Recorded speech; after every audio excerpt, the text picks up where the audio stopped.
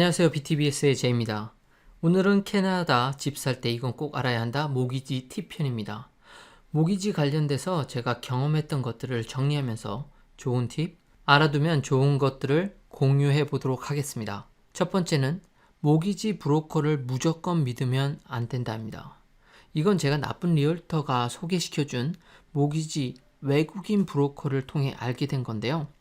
하도 제 리얼터가 자신의 모기지 브로커를 써달라고 해서 저는 한국어를 할 수 있는 사람을 대동시키면 한번 만나는 보겠다 라고 했더니 이 리얼터 분이 자신있게 나의 모기지 브로커는 BMO 소속이기 때문에 한인타운에 한국인을 만나게 해주겠다고 하더군요. 그래서 오케이 하고 만났습니다. 그런데 그 한국인 분이 사실 이 브로커와는 전혀 상관없는 분이셨고 저에게 이 사람 통해서 하지 마세요 라고 하시더군요. 이 사람과 하게 되면 뱅크 락인이 걸린다고 했습니다. 그 말인즉 재계약 시즌이 올 때 자신의 주 모기지 은행보다 더 좋은 조건을 맞춰주는 은행이 있다면 옮길 수 있는데 뱅크 락인이 걸린 조건의 모기지는 옮길 수가 없다라고 하더군요. 30년을 콱 묶여 있어야 되는 겁니다. 그래서 모기지 브로커와 계약을 할 때면 이것들을 꼭 물어보셔야 됩니다. 재계약 시 더 나은 조건을 맞춰주는 은행이 있을 경우 옮길 수 있는지 또 페널티가 있는지 등을요. 사실 재계약 시에는 당연히 페널티가 없어야 합니다. 그리고 모기지 브로커를 통했는데도 시중 금리와 동일하다면 그냥 은행 가서 하시기를 추천합니다. 굳이 브로커를 통해서 좋을 게 없어요. 지점에 아는 사람이 생기고 그리고 그분을 통해서 은행 일을 보시면 더 편리하실 수 있습니다. 그분을 통해서 모기지를 받고 앞으로 재계약을 할 때나 어떤 궁금사항이 있을 때 그분한테 바로 직접 전화해서 물어볼 수 있거든요. 그리고 일반은행, 예를 들어 TD뱅크에서 모기지를 상담해주는 사람도 사실 브로커입니다. 별반 다른 게 없어요. 그래서 이 사람하고도 딜은 가능합니다. 굳이 외부 브로커를 통할 필요가 없는 거죠. 아래 링크는 모기지 재계약 시 어떻게 할 수 있는지 캐나다에서 알려주는 공식 페이지입니다. 한번 참고하셔도 좋을 것 같습니다.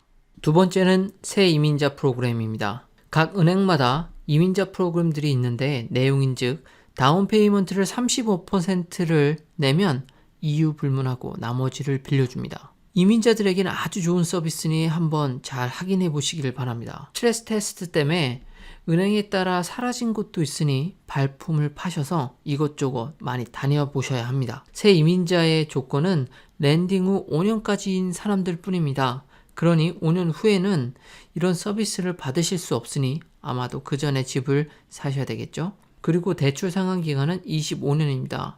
그러니 매달 내는 돈이 30년보다는 조금 셀 수 있으니 그 점 명심하시기 바랍니다. 세 번째는 신용으로 모기지가 가능한가입니다. 새 이민자에게는 아마도 거의 불가능하다고 생각하시면 됩니다.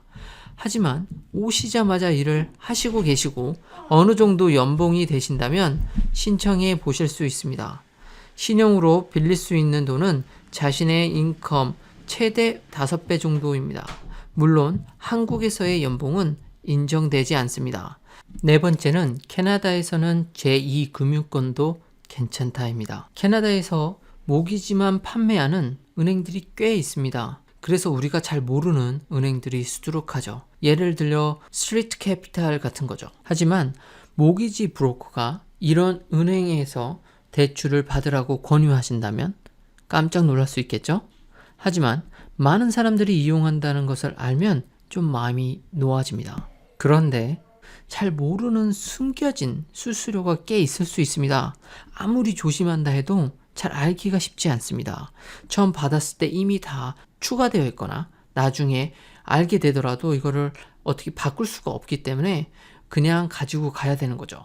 그래서 저는 웬만하면 제1금융권을 선택하시기를 추천드립니다. 다섯 번째는 신용도입니다. 캐나다에서는 신용도가 생명입니다. 신용도를 가장 빨리 올릴 수 있는 방법은 자동차 할부를 제때 내거나 유틸리티비를 제때 내는 것입니다. 그리고 신용카드를 제때 갚는 것 또한 신용도를 올리는데 엄청 좋습니다. 그리고 자신의 신용도를 꾸준히 관리하듯이 일을 하지 않는 배우자의 신용도도 꼭 챙기셔야 됩니다.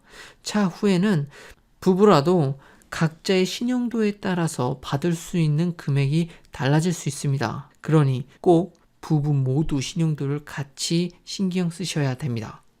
오늘은 모기지 팁에 대해서 알아봤습니다. 영상이 마음에 드셨다면 구독과 좋아요 부탁드립니다. 감사합니다.